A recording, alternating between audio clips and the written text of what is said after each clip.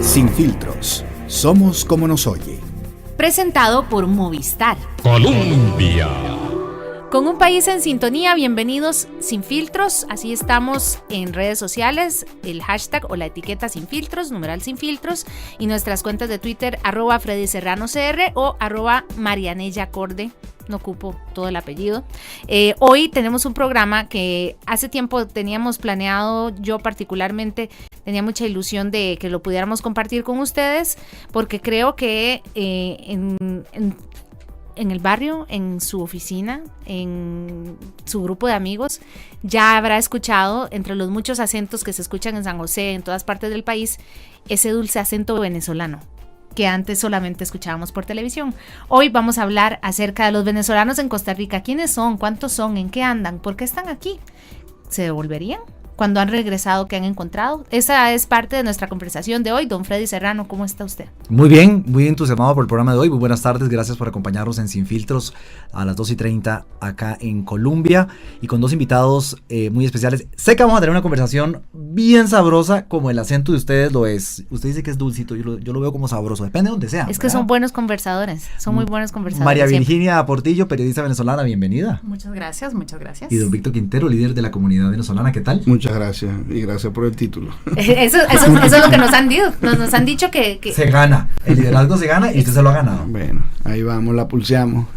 Bueno, pero eso ya es un tico. Eso es una me extraña. Me extraña. Comencemos por que cada uno nos cuente hace cuánto llegó aquí y en qué ha estado trabajando desde que llegó aquí.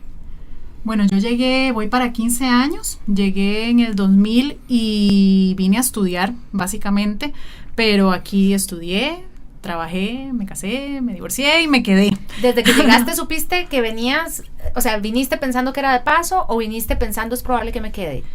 Me gustaba mucho Costa Rica, estaba muy joven y era una aspiración venir a estudiar acá, pero lo vi inicialmente solo para estudiar.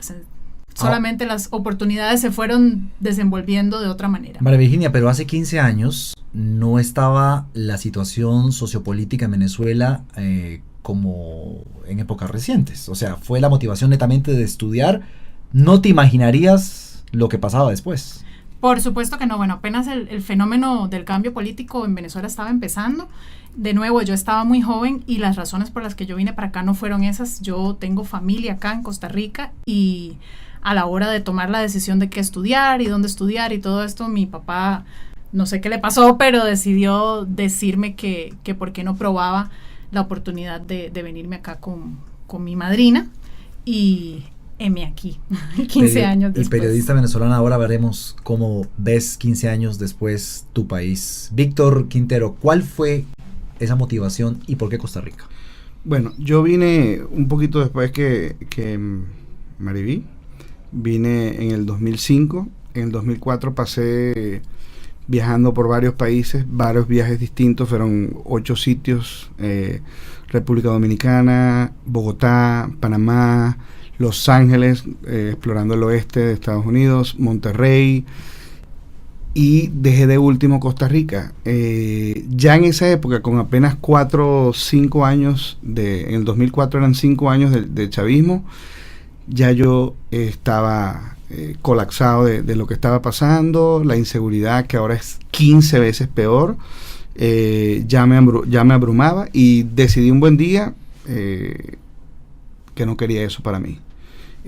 Era un buen momento, había salido de un divorcio, estaba solo, las decisiones que tomaran no iban a repercutir sobre nadie más que sobre mí. Y en el último viaje que hice, que fue a Costa Rica, definitivamente decidí que era Costa Rica. O sea, y entonces este viaje errante por el camino era una aventura en un principio, pero durante esa aventura te diste cuenta entonces cómo recrudecía la situación en Venezuela. No, yo pasé todo el 2004.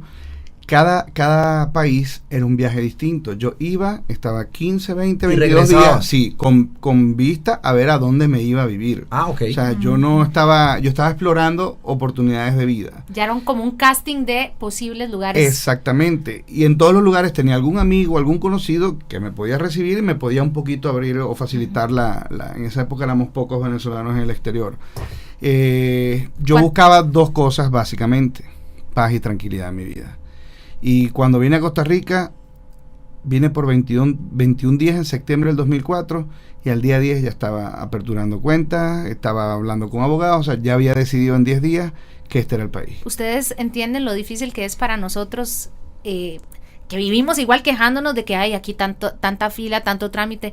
Qué difícil es imaginarme yo que en 10 días ya dijiste, aquí voy a poner mi ancla y aquí me voy a quedar, sobre todo porque no es porque quiero necesariamente, uno a la patria la va a amar toda la vida, no importa dónde esté, no importa si puede o no puede volver. Esa decisión de decir, yo me tengo que ir de aquí, ¿cómo se toma? ¿Cómo llega uno a la conclusión de que en X lugar, en mi patria no puedo vivir, que me tengo que ir? Muchas veces, y ahorita está pasando, pero ya de una manera muy radical en el país, muchas veces la decisión no la tomas, te la hacen tomar. El entorno... es de choque, de hoy para la otra semana. Sí, el tema ahorita Venezuela es un barco, un Titanic que se está hundiendo y la gente está saltando. O sea, la cantidad de gente, ahorita yo unos clientes que tenía, que llegaron hace una semana, los había atendido desde marzo, vinieron, compraron casa, o sea, fueron una familia que pudo migrar planificadamente, ya tienen los niños aquí en el colegio. En la despedida de fin de año del colegio, ellos son de Caracas, de 40 niños, 32 se iban a vivir fuera del país. 32. Y quienes más del 75%. Sí, y quienes logran hacerlo de una forma organizada son los que, entre comillas, tienen mayor suerte. Hay quienes ni siquiera tienen esa posibilidad. Los que tienen el poder económico de hacerlo, se les facilita. Así es. Pero quienes no lo tienen, hay historias que me imagino ustedes también conocen en la comunidad de personas que han pasado duro. ¿Cómo es, por ejemplo, María Virginia, una salida planeada? O sea, si yo concienzudamente digo que de aquí a 2 meses voy a sacar a mi familia de aquí y me voy para, digamos, el ejemplo Costa Rica. ¿Cómo es ese proceso? Hay otras personas que nada más, tal vez para conocer los dos procesos, el planeado y el repentino de choque de tal vez con una sola maleta, me imagino. Sí. Hay los dos tipos de sí, hay salida. 2 escenarios, pero yo no quisiera decir que uno es más fácil que el otro, ¿verdad? En mi caso, lo que sucedió, sí, bueno, fue de repente que mi papá me dijo, y yo, bueno, sí, me voy con la juventud y, ¿verdad? No mides tanto el riesgo y todo esto. Llego aquí y al mes mi papá se muere, ¿verdad? Wow. Mi papá murió y yo creo que si hubiera estado en otro país, tal vez en otro idioma, sin familia, etcétera, no hubiera sido tan sencillo, que no fue sencillo, pero no hubiera sido viable, tal vez, conseguir las oportunidades que yo conseguí para aún así quedarme aquí, estudiar aquí como era el objetivo inicial. O sea, sí fue un país que con sus tropiezos terminó abriéndome las puertas, ¿verdad? Entonces, planeado en un inicio, pues sí tuve una situación complicada que me obligó a cambiar de rumbo. Uh-huh. Víctor, ¿y qué tanto esa emigración de Venezuela y esa migración a Costa Rica está creciendo? Sí, bueno, te voy a hablar. Históricamente, las migraciones latinoamericanas tienen 3 fases. Una primera fase, que ya pasamos nosotros, que es donde migra la clase alta, no solamente a Costa Rica. Nuestros puntos tradicionales incluyen el sur de la Florida, Islas Canarias, Panamá últimamente, ¿verdad? Básicamente esos son Perú y Costa Rica. Se empezó a volver ya un punto de destino. Colombia en cierta medida, ¿no? No, Colombia también. Antes recibíamos a los colombianos. Ahora nosotros matamos por conseguir un trabajo en Colombia. Las cosas cambian. ¿De cuántas personas estamos hablando, venezolanos en Costa Rica? Sé que no los tenés a todos, de repente el número crece todos los días, pero ¿como cuántas personas estamos hablando? Bueno, hablar de cifras es un poquito delicado. La última vez que hablé de cifras, yo fui socio editor del periódico El Venezolano una época, y me gané un flyer en la embajada venezolana sin nombrarme, pero criticándome por decir que habíamos 10.000 venezolanos ya en Costa Rica. Por ahí más o menos anda, yo calculo que la cifra anda, sin especular, entre 10.000, 12.000, 14.000 venezolanos. Yo creo que la mejor forma de entender la cantidad es preguntar en migración. La última vez entiendo que cifra oficial que había era como 6.000, pero a eso le tienes que ahí en esa cifra están las residencias que ya están efectivamente otorgadas, pero no están incluidas las que están en trámites, que son muchísimas.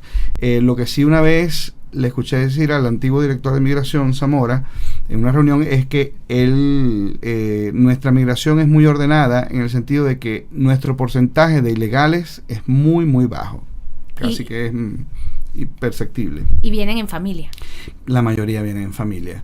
También hay un segmento que es de gente que viene trasladada por las empresas, son expatriados, que llaman. Es un mundo corporativo. Hay muchas empresas ahorita, pero muchas empresas ahorita aquí en Costa Rica que su plana mayor, su gerente general, su presidente son venezolanos. Estamos exportando talento, pero no de la forma que querían. No de la forma que queríamos. ¿Y de qué forma están ustedes organizándose para mantenerse en contacto? ¿Redes sociales? ¿Tienen encuentros frecuentes? ¿Lo hacen de forma esporádica? ¿Antes más, ahora menos? Sí, yo creo que eso va en aumento. La otra vez me decía un amigo mexicano que ve todo lo que hacemos, y también un amigo americano, que son cosas que uno no se da cuenta, pero que ellos nos veían como, los dos por separado me dijeron más o menos lo mismo, que éramos la colonia más organizada, que hacían más actividades, más cosas, que ellos veían más unión. Sin embargo, bueno, yo soy uno que soy muy crítico de nosotros mismos.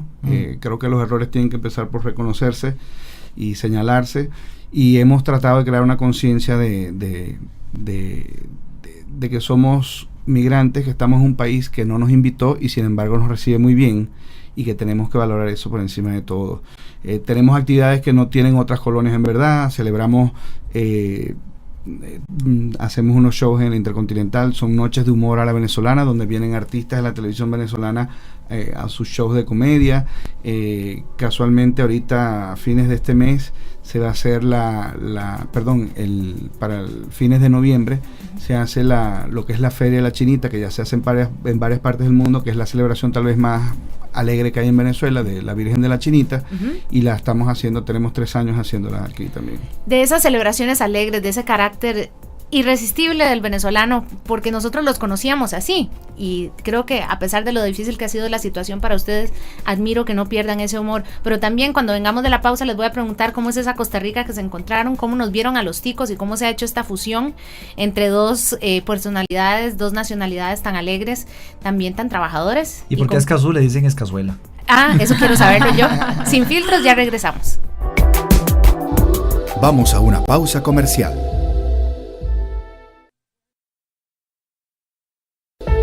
Regresamos con Sin Filtros. Colombia.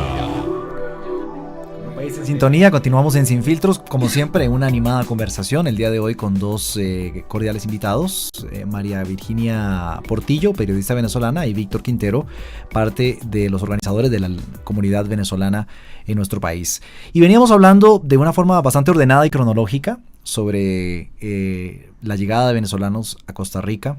Y ahora, antes de la pausa, hablábamos de que Escazú ya se convirtió en escazuela, y que este complejo de Comcasa es Comcazuela. Sí, Prácticamente. somos muchos ya viviendo ahí. Entonces, me hace pensar que sí es una comunidad económicamente pudiente, en su mayoría. O esa es la idea que uno tiene. Bueno, a eso voy. Ya terminamos la primera etapa, donde migra, no es Venezuela, todas las migraciones son así, donde migra la clase pudiente. Estamos en pleno en la segunda etapa, que es donde migra la clase media, pero ya hay un mix, todavía hay gente de la clase alta, y empieza a migrar gente que ya no es tan, no viaja, no... con menos poder adquisitivo. Exactamente, y tal vez se vienen hasta sin un trabajo, a probar suerte. Yo conozco casos de gente que realmente la ve mal y que llegan sin papeles. Sí. ¿Qué es lo que estamos haciendo nosotros? Que no sé, pero tal vez no hagan otras colonias, pero nosotros sí estamos haciendo. Nosotros tenemos consciente, los que de alguna manera lideramos la colonia, de que la línea entre que somos bien vistos y bien recibidos aquí en Costa Rica y empezar a ser mal vistos o ser vistos como un problema es muy delgada, es muy fina. Entonces, desde hace tiempo hemos hecho consciente esto y hemos hecho consciente de que debemos de alguna manera voltear y mirar hacia esta gente. Es poquita, es muy puntual, pero sí está pasando, que puede llegar sin un trabajo definido, con un título. La mayoría, todos yo creo que llegan con títulos, no he visto a nadie que llegue sin un título universitario, pero no todos pueden homologarlo. Entonces, ver de qué manera se ayuda a esa gente. Por ejemplo, ahorita acabamos de hacer totalmente gratuito en el Hotel Real Intercontinental una charla con el padre Ricardo Bulmes. Es un padre muy querido en Venezuela, es un motivador, es un coach, cura, ¿verdad? Y lo tuvimos, tiene un costo traerlo, pero lo tuvimos totalmente gratuito para la gente, para llevarse un poquito y la charla se llama Motivación en tiempos de cambio, para levantarles un poquito el espíritu, guiarlos, inyectarles pensamientos positivos y reforzar lo que te acabo de decir, que estamos invitados en un país, estamos viviendo en un país que no nos invitó, pero que sin embargo nos recibe muy bien, y tenemos que ser agradecidos con eso. Pero ya está la mayoría de la comunidad, o no sé, tal vez ustedes, si me lo contestan, ¿están resignados a que se van a quedar aquí siempre? ¿O hay una luz de esperanza de tal vez en 10 años, tal vez en 15 años, o cuando han regresado, tal vez un vuelo rápido, un ir y venir a ver familia, porque no todo el mundo está aquí, supongo que todavía tienen familia allá? ¿Uno se resigna a no volver? Es difícil generalizar. Personalmente te puedo decir que yo en este momento, o sea, yo la gran parte de mi vida adulta la hice aquí. Mi trabajo, mis contactos, mi historia de crédito, mis cuentas bancarias, todo está aquí. En Venezuela yo soy la hija de mi mamá y mi hermana que se quedaron por allá, pero no soy nadie más. Las oportunidades de vida adulta las tuve aquí, y para mí es difícil ahorita pensar en volver en una situación controlada y planeada, ¿verdad? Tendría que ser como un tema de emergencia. Pero emocionalmente hablando, acabas de decir, mi mamá, mi familia están allá. Exactamente. Eso pesa mucho. Ese es el otro punto, que ya hay momentos en los que te pones a pensar en qué pasa si la realidad de tu familia que está allá te obliga a volver, ¿verdad? Ya ahí es donde se hace difícil generalizar, porque conozco gente, amigos muy queridos que vinieron con toda la ilusión aquí en Costa Rica y tuvieron una situación desafortunada que los obligó a devolverse. Con las mismas, ya habiendo tenido aquí un negocio, generando empleos, etcétera, tuvieron que cerrar y devolverse porque el papá se le enfermó y tuvieron que regresarse, por ponerte un ejemplo. Y ni medicinas posiblemente, o ni posibilidades reales de atención. De atención, exactamente. Entonces, pues nada, tuvieron que regresarse y atender de primera mano una emergencia familiar, y esas son casos que se dan, ¿verdad? Víctor, ¿cuánto cuesta si yo quisiera ir a ver a alguien en este momento y, no sé, caso de enfermedad, o planear un viaje a Venezuela? $2,000. El tiquete. Sí, es un viaje de 2 horas 50. Si solo vas a Caracas. Si solo vas a Caracas. Y perdón, ya no hay vuelo directo. Ajá. Sí, es con una escala, pero cuesta más caro que ir a Europa. Uh-huh. Y yo pregunto, a raíz de esto, para ir entrando ya en las otras aguas, ¿qué tal es ese recibimiento a Caracas? ¿Qué tal es ese contacto con el país, con las autoridades migratorias? Es un shock. ¿Qué tal esas preguntas que hacen despectivas de usted que viene, y esa entrada y salida, ¿por qué? Y que te sigan por el aeropuerto, o que tal vez eventualmente te paren en medio por verte, ábreme esa maleta? Es un shock. Para nosotros tal vez más que en otros países, porque nosotros estamos viviendo en el país más feliz del mundo, estamos viviendo en el país donde está la mejor educación de Latinoamérica, y la gente más educada es Costa Rica. Entonces es como que estás en el cielo a nivel de trato en la calle, a nivel de saludo, de respeto, convivencia, y llegas allá al aeropuerto y ya nada más le preguntas a la primera guarda que ves, mire, ¿por dónde? Por allá. Pero mira, hagan, y si no, haga lo que le dé la gana. O sea, cuando te hablan así, ya para uno, yo que ya tengo 10 años viviendo aquí, me pega, es un shock.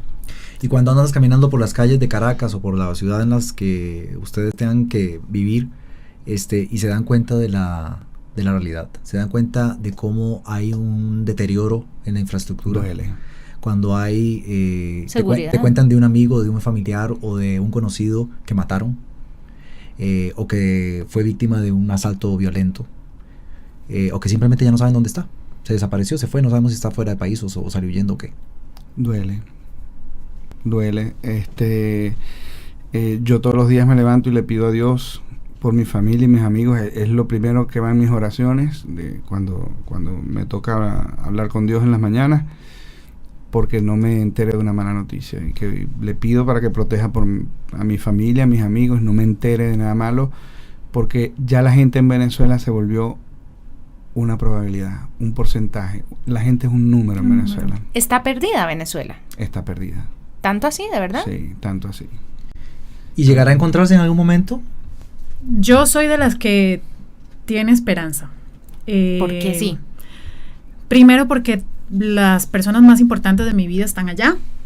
Mi madre y mi hermana están allá y quisiera que si ellas no toman la decisión de salir de ese país, quisiera creer que si ellas no toman esa decisión es por algo, ¿verdad? Y creo que me aferro a la esperanza ajena, ¿verdad? La esperanza que ellas tienen. Pero es que debe ser horrible levantarse cualquier día, poner las noticias de las cadenas internacionales que aquí sí entran, o por internet que aquí sí entran, y enfatizo que aquí sí entran porque allá muchas están bloqueadas. No. Así es.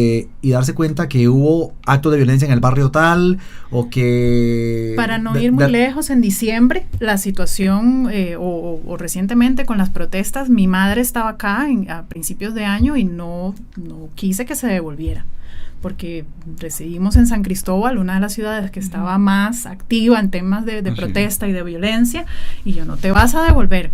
Y veíamos las fotos donde estaba el edificio donde crecí, mi colegio lo incendiaron, ¿verdad? O sea, esa época para mí personalmente, y desde aquí, con esta impotencia y esta falta de control, que igual allá no sé qué hubiera hecho tampoco, pero estando aquí y te hacías adicto al Twitter, es muy, muy, muy, muy difícil, muy complicado. Yo no sé, Maranela, ¿qué pensás vos? Pero cuando se habla de Venezuela y uno escucha a obviamente personas que son de allá y con ese espíritu con el que lo vive, cuesta un poco entender el contexto y entenderlos, ¿no? Te voy a decir que me gusta. Bueno, a mí hay muchas cosas que me gustan del carácter de los venezolanos y creo que por eso también se ha dado una bonita fusión con Costa Rica, pero algo que me gusta es que y lamentablemente nace de una situación de violencia o de tristeza o de impotencia. Están informados, están constantemente pendientes, tienen una opinión,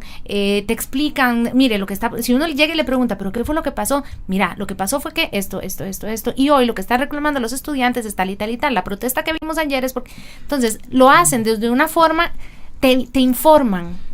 A veces siento que todos los venezolanos son pequeños, grandes reporteros de las redes sociales y se han vuelto, bueno, porque se han dado cuenta de que la información es poder y que es importante para ustedes y que estar aquí no quiere decir que estás desconectado. Así es. Y a mí sinceramente eso me conmueve mucho porque siento que yo sigo, no estaré ahí, pero soy venezolano y sigo pendiente de lo que pasa allá y sé lo que pasa allá y quiero que ustedes lo sepan y lo interpreten. Yo siempre le digo a mi familia, lejos pero no ajeno. Pero lo que a mí me parece, y perdone porque yo siempre soy como más crítico, que todavía es más irónico, es que efectivamente sí, están informados, pero a veces son desde aquí los que tienen que informar a los que no están informados adentro. Bueno, lo que acaba de decir María Virginia, a través de Twitter ella puede contar cosas, detalles que allá se están obviando, puede tener a través de ese lazo que mantiene con su gente, contarles cómo es esa realidad vista desde afuera, ¿verdad? Porque una cosa es estar allá solamente oyendo lo que puedes oír, viviendo lo que estás viviendo. O que te estén matando en la calle y que en la televisión solo esté pasando caricaturas o películas. Exactamente. Entonces, por eso digo, son pequeños, grandes reporteros y en esto las redes sociales que tanto hemos hablado en Sin Filtros de lo importantes que han sido grandes aliadas del pueblo venezolano dentro y fuera. Que hasta esas los están bloqueando. Así es. Hay páginas, hay usuarios. Esta semana han detenido a 2 usuarios jóvenes por lo que escriben en Twitter. Por eso. O sea, ya no siquiera tienes libertad de expresión en tu Twitter, en tu cuenta de Twitter, que es muy usada en Venezuela. Tenemos que hacer una nueva pausa comercial. Cuando regresemos, yo quisiera que hablemos un poquito más sobre ese contexto en el que viven los que están fuera y en el que están quienes todavía siguen dentro. Volvemos. Vamos a una pausa comercial. Regresamos con Sin Filtros. Colombia. De 2:30 a 3:30 de la tarde en 98.7 FM. Estamos Sin Filtros. Y hoy queríamos ponerle un poquito de sabor venezolano al programa porque, como decía Víctor Quintero, que es uno de nuestros entrevistados de hoy, ya ahora ir al súper y no toparse un venezolano es raro. Es muy raro que no tengas un compañero de trabajo venezolano. No pasa. Vecinos, dice Freddy que tiene unos vecinos venezolanos, ¿no? Dos familias Ajá. que se han pasado al complejo donde yo estoy y sí se nota porque obviamente son muy alegres, son muy simpáticos, se toma muy en serio eso de que aquí somos muy pura vida. No, y se oyen. Y se escuchan. Los decibeles, ¿verdad? Se escuchan. Son considerables y es esa imagen que teníamos desde antes aquí, porque aquí lo que sabíamos era, ¿qué sabíamos? A ver, Alma Llanera, novelas, Mis Guillermo Venezuela, Dávila, pero Guillermo Carlos Dávila, Mata. claro. María Conchita. Entonces, Abigail. exacto, teníamos todo un Pasa. contexto de puro brillo, alegría, vacilón. Y a mí lo que me asombra es que aún en estas circunstancias tan difíciles que está viendo el pueblo venezolano, no son personas que están aquí como inmigrantes con la cabeza baja, ni andan con el ánimo bajo, ni andan con... No, andan con el ánimo al tope y uno dice... ¿Cómo es posible? ¿Cómo es que esta gente sigue teniendo tanto brillo y llevan a Venezuela por dentro? Ahí es donde tal vez no se han dado cuenta que la patria no la dejaron, se la trajeron al corazón. Y por eso a nosotros esta fusión entre las dos nacionalidades se ha dado como de una forma bastante armoniosa. Pero Freddy estaba hablando de cómo viven el día a día aquí, cómo se vive el día a día allá, de lo que ustedes pueden saber con la gente que quedó allá. La rutina... ¿Hay alguien que pueda llevar una vida, digamos, más o menos normal? No. ¿Qué parte de la rutina, entre comillas, normal de una persona se modificó en términos de trabajo, transportes, comunicación, educación, salud? ¿Cuáles son los cambios más sensibles para los que todavía están en Venezuela? Bueno, me parece a mí desde donde estoy que los cambios más sensibles son para las personas que tienen niños pequeños, con necesidad de ciertos productos que están muy escasos en Venezuela, como la leche, pañales, etcétera. También para las personas con un problema crónico de salud, diabetes, tiroides, cáncer, tienen muchas dificultades para llevar su día a día y la dificultad añadida de tener pues niños pequeños o un padecimiento crónico, ¿verdad? Hace poco Giordano, el artista venezolano, cuando hizo pública su enfermedad y fue... Cala. Para mí me tocó el corazón de verdad ver a ese hombre... él sí se derrumbó, digamos, en ese momento. Lo hizo público, pero además fue un grito de ayuda. Y lo que más me conmueve es cuántos venezolanos en el exterior le dijeron, no se preocupe, vamos a ver cómo hacemos, pero le conseguimos medicinas. Todavía es posible ayudar desde aquí, desde alguna parte. ¿Víctor? Sí, en Miami, que la estructura es mucho más vieja, está más madura en la colonia, que hay muchísimos, hay 20 veces más venezolanos que aquí en Costa Rica.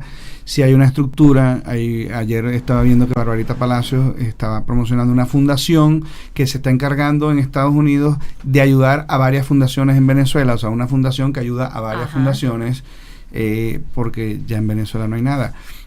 Me voy a devolver un poquito a la pregunta anterior.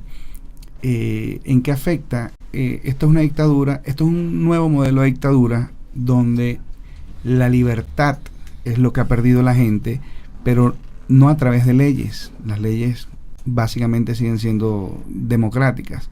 El tema es que, por ejemplo, no te prohíben salir de tu casa, pero la inseguridad es cabalgante, muchos asesinatos, muchos atracos, robos a la orden del día, entonces la gente no sale, es prisionera por voluntad propia, pero por el entorno que hay.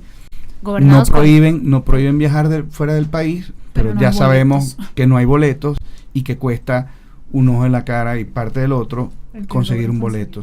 Entonces, No te prohíben, no hay prohibición de salir del país, pero nadie puede salir. Bueno, ¿y los dólares? Los dólares, no hay prohibición de dólares, o sea, tú no puedes tener dólares en Venezuela, es un delito, entonces hay un mercado negro. Y así con todo, o sea, realmente el cambio, la gente no sale de noche, o sea, las calles después de las 7, 8 de la noche son un desierto.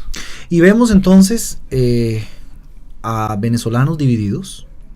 Muchos, bueno, si tomamos la última elección, podrían decir que casi que la mitad del país podría estar dividida. ¿Ustedes cómo interpretan esa división y cómo la visualizan de aquí a los próximos años en términos de derechos humanos, en términos de liderazgo, al tener un cambio de poder y hoy día un mandatario mucho más débil que el anterior, mucho más torpe en su forma de conducirse que el anterior, pero igual de dañino, pero mucho más aguerrido, mucho más aguerrido dañino en términos de acción, porque se siente débil. Y entonces toma mucho más acción, cerrando puertas, cerrando medios de comunicación. A mí, por ejemplo, la renuncia de Fernando del Rincón de CNN me dejó frío, que ya se especula de que hasta fue la presión venezolana la que provocó que en Atlanta saquen a un periodista del aire, por no contar otra cantidad innumerables de medios de comunicación, RCTV, el cierre de NTN24. Y el que lo compraron. Y Globovisión, que ahora pues no le quedó más que irse al medio y simpatizar con el gobierno para que no los para no cierre. meterse en problemas. ¿Cómo están viendo el futuro? Bueno, silencio incómodo. Sí. Es que ustedes conocieron la otra Venezuela. Hay gente que está creciendo en esta y no entiende cuál fue el cambio. Así es. Y ustedes conocieron la otra. Mira, yo siempre digo que es complicado explicarle a la gente, al que no es venezolano y que vive afuera, lo que está pasando en Venezuela, porque a cada rato la realidad nos reta con algo diferente, con algo distinto, con algo nuevo, y uno dice, Dios mío, pero ¿hasta cuándo esta situación tan quijotesca se va a seguir tornando más quijotesca? Perdón, y no para, o sea, sigue. Uno tiene que reinventarse psicológicamente, ¿verdad? Yo creo que el mecanismo que tanto los que estamos afuera como los que están adentro nos creamos para poder soportar toda esta carga de locura que está viviendo el país desde hace 15 años y radicalizado de 2-3 años para acá, es el humor, la alegría, sacar alegría de donde no haya. Lo cual me parte el corazón. Entonces, tan alegres los veo, pero la procesión va tan profunda por dentro. Totalmente. Somos un pueblo en guerra. Una guerra no está declarada formalmente, pero es un pueblo en guerra. Si no entendemos eso, no podemos entender muchas cosas. Pero no pierdan el humor genuino. No pierdan ese que los hizo que los quisiéramos desde antes y simpatizáramos con ustedes desde antes. Pero es en el día a día personal sirve un poquito ese carácter afable, sirve un poquito ese... Si no sirve, te vuelves loco. O sea, pierdes la cabeza y ¿verdad? Tienes que aferrarte a algo. Bueno, yo escojo aferrarme a la esperanza que tienen mis familiares que no han tomado la decisión de irse, por ejemplo. ¿Y por qué no lo han tomado? No lo han tomado porque, bueno, qué sé yo, mi mamá, por ejemplo, es una señora mayor, ¿verdad? Ella no es tan fácil como venirse aquí, sus hermanos están allá, su papá está allá, sus amigas están allá. Como para una persona ya después de cierta edad me imagino que es un poco difícil. Estoy hablando por ellas, sí, ¿verdad? Uh-huh. Mi hermana y su esposo pues son profesionales jóvenes, han decidido por ahora no tener hijos hasta que la situación mejore. Pero de una u otra manera, tal vez porque tienen estabilidad laboral, a pesar de todo lo demás que está pasando, han decidido esperar, ¿verdad? Han decidido no jugar. Es una manera de ser optimista. De venirse con la maleta para acá nada más porque es de la gente que le tocaría venir a probar suerte, ¿verdad? No son estos grandes inversionistas uh-huh. que vienen en otras condiciones. A ellos les tocaría pues otro escenario. Pero por otro lado tienen una bendición, que es que te tienen a ti, que ya has hecho un camino ya. Estoy acá, yo a veces me siento así y medito y bueno, soy un salvoconducto, ¿verdad?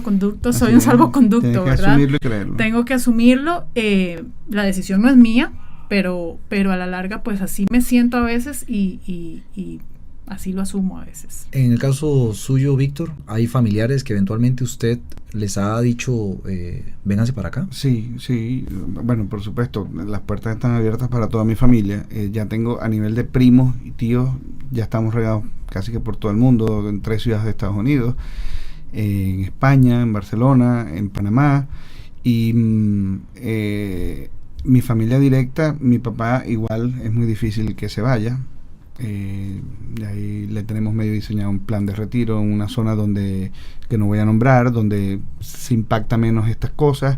Mi hermana sí está en planes que dependen de ventas de cosas que ahorita no son fáciles, negocios, casas. Y mi otro hermano tiene en planes Canadá. Esta hermana con su esposo y mi sobrino sí se vienen a Costa Rica, si Dios quiere. Es la vida de los venezolanos, tanto fuera como dentro. Y la pregunta que les hice, suspiraron los dos y dijeron que todos los días les sorprende con algo distinto. Pero yo les voy a dar tal vez como la perspectiva externa. Yo sí he seguido por un tema profesional muy de cerca el tema venezolano, porque trabajé en un canal de Bogotá internacional. Conozco periodistas venezolanos muy queridos, como Diana Chirinos, y sé lo que pasan cuando van a Venezuela, y sé lo que realmente están sufriendo. Pero pareciera como que ya está llegando a un punto de inflexión este régimen. Pareciera que está llegando a un punto donde ya no tiene más excusas que inventarse, ya no tiene más ironías que salir de la boca de los mismos funcionarios que interpretan la ley a su antojo. Así es.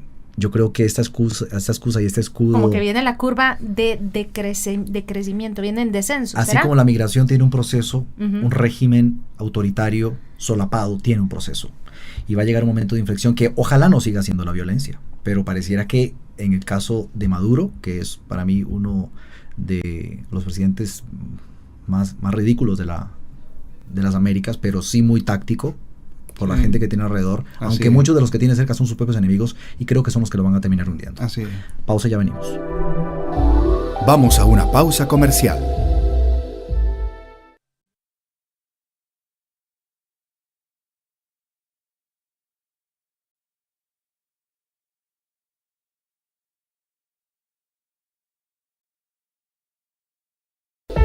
Regresamos con Sin Filtros. Colombia.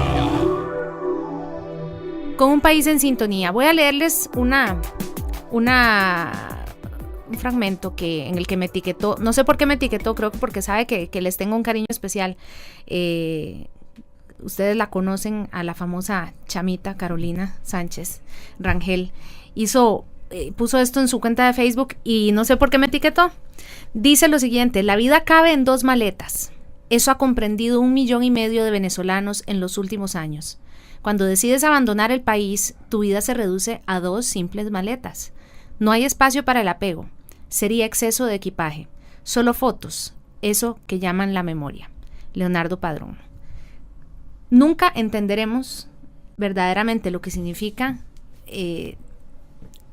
esta migración, ni la venezolana ni la de otros países, quienes no nos hemos sentido en la obligación o en la necesidad. Es que 2 o 20 maletas no son suficientes. No es lo que me pueda traer, porque ¿qué importa si te puedes traer todo? No estás ahí. Y sin embargo, yo pienso que esa forma de ser del venezolano, voy a decirlo en tico, lo breteadores que son, chispas, creativos, ¿dónde no están? ¿Dónde no están? Digan, bueno, puse un buen ejemplo, Carolina. Dice mucho de que si en algún momento sucede eso que Freddy está señalando, esa curva en descenso de un régimen que uno no se explica cómo no termina de desplomarse, o en qué momento será que lo estamos viviendo, comienza ese viaje hacia abajo. ¿Quién dice que no va a haber suficientes manos o suficientes brazos de hijos de Venezuela que digan, vamos a levantar esto? Y lo hacen con el humor y lo hacen con una cultura que mantienen viva, y por eso también ahora sabemos que en el barrio hay alguien que hace reina pepiada. Delicioso. Yo creo que es importante tal vez retomar ese espíritu optimista y humorista, y, ¿verdad? Lleno de humor, del sentido de humor del venezolano, porque dentro de la misma Venezuela también está sucediendo y también hay gente haciendo las cosas diferente. También hay gente que está más allá del humor y de disfrazar la procesión que va por dentro, está trabajando con ganas, está dentro de las municipalidades, dentro de las comunidades. O sea, yo conozco casos, mis amigos siguen allá, que están como hormiguitas también aportando su grano de arena, así no crean que va a cambiar la realidad del país de un día para otro, están haciendo lo suyo, sus pequeños programas de reciclaje, sus pequeñas actividades de yoga al aire libre, ¿verdad? O sea, hay gente que a pesar de todo sigue creyendo en que en el corazón de cada venezolano hay algo diferente y se sigue animando. Está insegura la calle, bueno, no importa, este parque es nuestro, vamos a hacer una tarde de yoga al aire libre. Bueno, es que dicen que en momentos de crisis es donde el ser humano saca lo mejor de sí mismo, ¿no? Exacto. Sí. Víctor, pero ¿cree usted que realmente, o coincide usted tal vez con esa presunción mía atrevida un poco tal vez de decir que está en un punto de inflexión y que tal vez Venezuela pueda volver a los caminos de la democracia? Y aclaro, para aquello de todos los venezolanos también que son del partido oficialista que puedan decir... Este es un grupo. Le hablan embajada nada más. Este es un grupo, ¿verdad?, que estamos hablando solamente de oposición. De retorno a la democracia con la D mayúscula, ¿no? Así es. ¿Cree usted que se podría llegar a dar? Es que esa pregunta es tan difícil. Tú te pones a ver todo lo que estamos viviendo y caemos en lo mismo. Todo lo que está pasando desde hace 2 años reta el sentido común y la imaginación de cualquiera. O sea, con una sola de las 35, 40 cosas que pueden haber pasado en 2 años, en los últimos 2 años del gobierno actual, ya bastaría en otro país para encender el país, para que hubiesen levantamientos y para que se generara una situación que obligara a la salida del gobierno por voluntad propia o por presión popular. O por presión popular. Y sin embargo tú ves que no pasa. Creo que hay una mezcla allí de la gente, de lo que te estaba diciendo ahorita. Hay un mecanismo de defensa, ¿verdad? Como es tanta realidad loca que te bombardea diariamente, la gente se va haciendo una coraza y se va acostumbrando. A veces los que estamos afuera tendemos a criticar, pero es muy fácil criticar estando afuera. Hay una pequeña división allí siempre, o sea, tú ves en las redes sociales... Criticar como, por favor, reaccionen. Sí, claro, pero yo me cuido de eso. Por ejemplo, yo nunca lo hago, yo nunca voy a llamar a la gente que vaya a la calle o a reclamar por qué no lo hicieron, porque yo no estoy allá. Si yo no estoy allá, no puedo mandar a otro a que haga algo que yo no puedo hacer porque yo decidí salir del país. Uh-huh. Entonces, creo que es una decisión muy individual, muy personal, pero la gente... ahorita está como choqueada, o sea, se van acostumbrando y el gobierno va estirando la arruga. Yo digo que cada cosa que hace es probando a ver hasta dónde aguantan. Pero es que después de Maduro, ¿qué viene? Podrán seguir estirando la arruga, pero después de Maduro, ¿qué viene? Si es el hijo predilecto, el ungido de Chávez, ¿y después del qué? Viene Diosdado Cabello, me vas a decir. Mira, no. Debemos suponer... por donde vas pasando y la gente que sabe, no es solamente mi idea, y quiero aclarar bien esto, no vayan a estarnos oyendo los amigos de la embajada y van a decir que uno está deseando algo malo, pero casi nadie, por no decir nadie, ve una salida que sea pacífica. O sea, lamentablemente lo que ha llevado, la violencia que ha llevado a esta gente, estamos viendo cómo se están asesinando ya entre ellos mismos.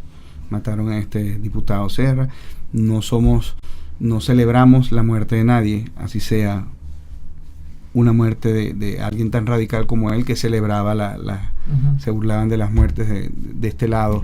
Okay. Para nosotros todos son venezolanos, pero lo que todo el mundo concluye es que la salida no va a ser pacífica, que va a tener un costo de vida y aparentemente debe ser un costo alto. En algún momento lo que sucedió en febrero o marzo, a principios más de o año, menos. Sí. Febrero, marzo. En algún momento pensaron que eso podría haber sido el principio de...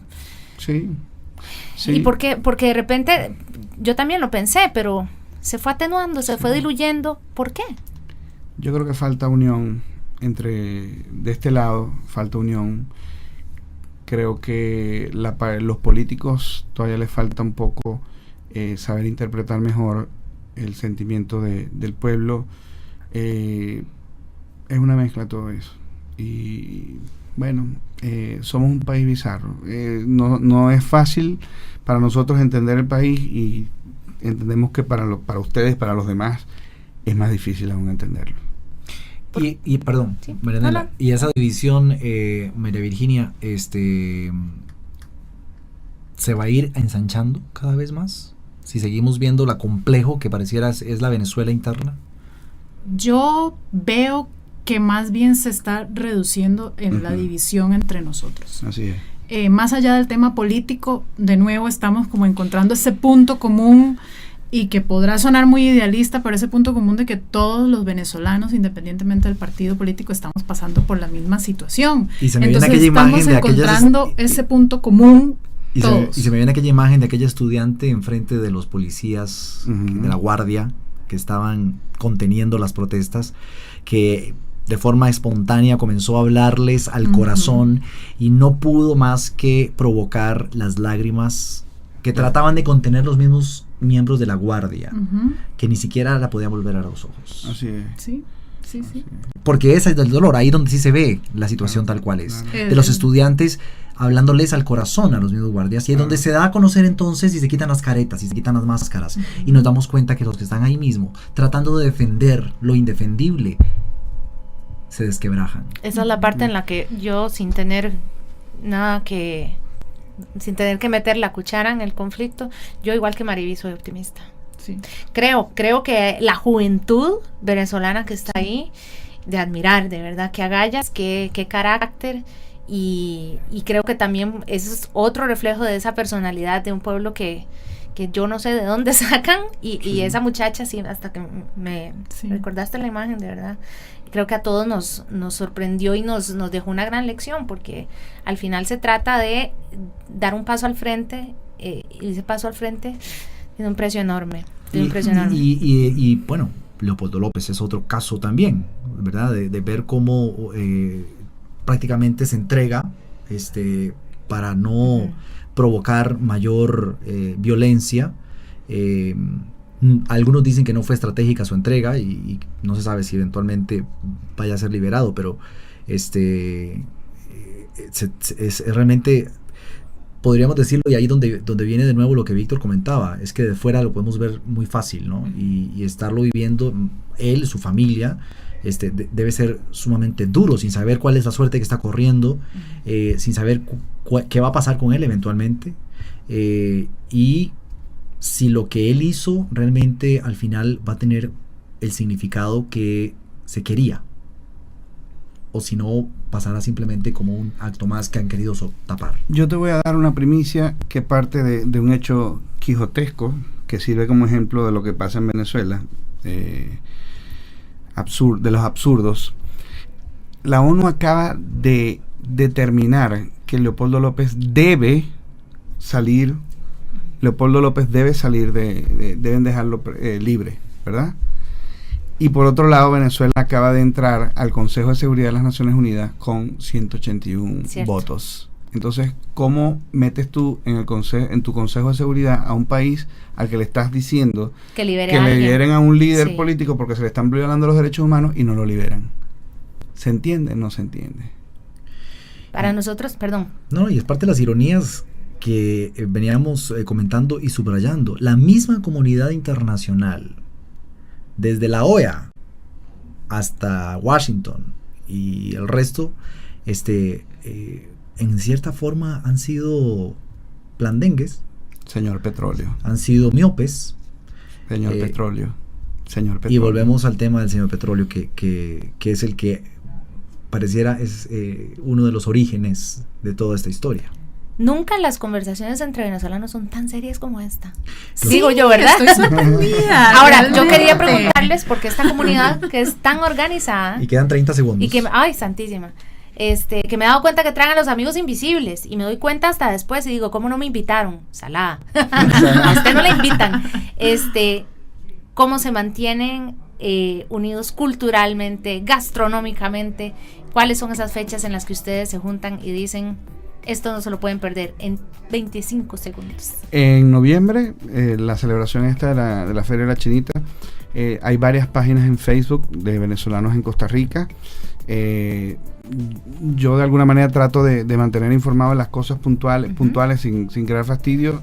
Yo tengo grupos de WhatsApp donde hay 1.300 y resto de teléfonos de venezolanos que viven aquí en Costa Rica, y de ahí se genera el efecto de ola. Mariví, tu página para aprender a cocinar como una venezolana de verdad auténtica, desde arepas hasta cocina fusión. Exactamente, lasverdesylasmaduras.com. Y con esas verdes y esas maduras les agradecemos a ambos por habernos acompañado sin filtros. Gracias a ustedes. Riquísima Gracias. conversación. Gracias porque fuimos desde lo jovial hasta lo serio y lo dramático. Yo Muchas quiero gracias. ser optimista. Yo Estoy también, del lado. optimista. somos optimistas. No hay que dejar esa sonrisa y ese humor venezolanos. Gracias por estar en Sin Filtros por Colombia. Sin filtros. Somos como nos oye. Fue presentado por Movistar.